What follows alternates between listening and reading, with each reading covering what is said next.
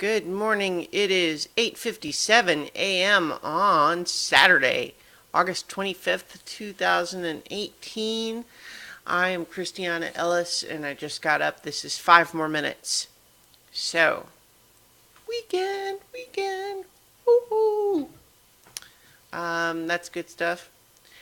Last night I played a bunch of the new, I guess it's not that new now, but the newest God of War game on PS4. I had always been interested in it when it came out and got a lot of good reviews, but I was playing other games at the time, and so now I have made my way over to it. It is very good.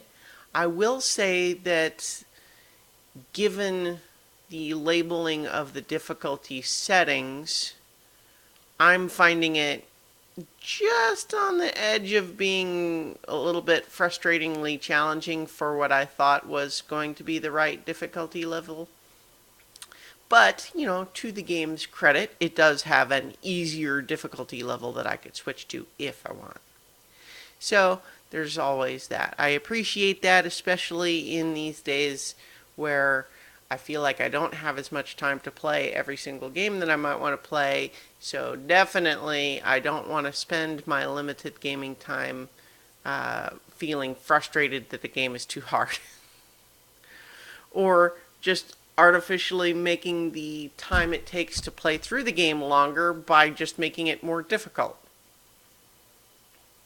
So, in that end. But, the God of War games also are focused primarily on the combat, and so you don't want it to be too easy.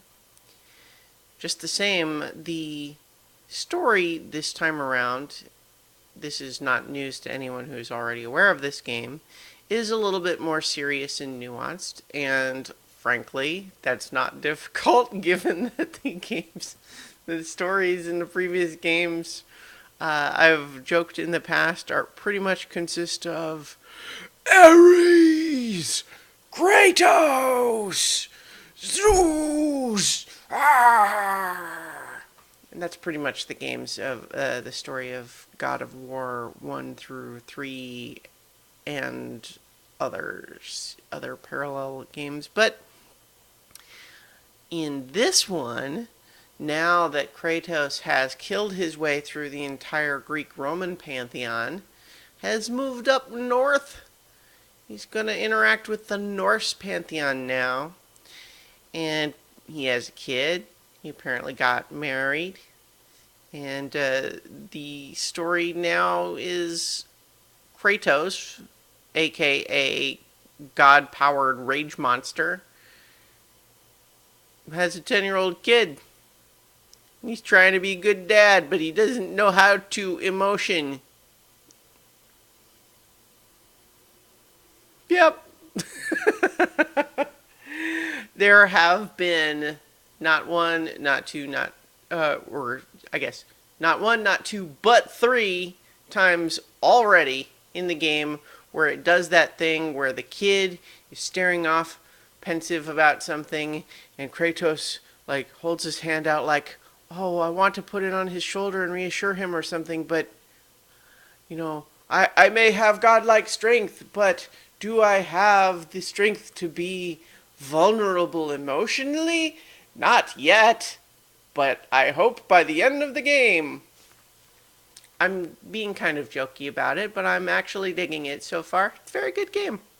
Looks beautiful, fun to play, even if, like I said, I have died in combat a little bit more than I would have expected for only being, 5 or 6 hours into the game. Still, it's good.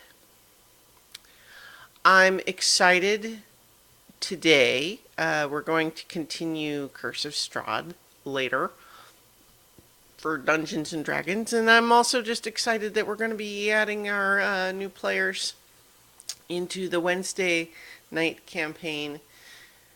That's exciting because you guys probably may recall, I think I've talked about it here more than once, that I really enjoy the character creation process in these games because it's kind of all ideas. and it's fun in that sense. So I've, working with the new players to build their characters is fun. So that's good. And so now, before I am ready to do that, I'm going to go and do another one of these workouts and get myself all sweaty and exhausted. Because that's a thing. So, and in the meantime, I will be, tomorrow is Sunday, so I'll be continuing my rewatch of The Melancholy of Haruhi Suzumiya, and we will be starting season 2 of that show with Endless 8, Part 1, which is a little bit infamous. You want to know about that? Listen tomorrow. So in the meantime, I'll talk to you tomorrow for 5 more minutes.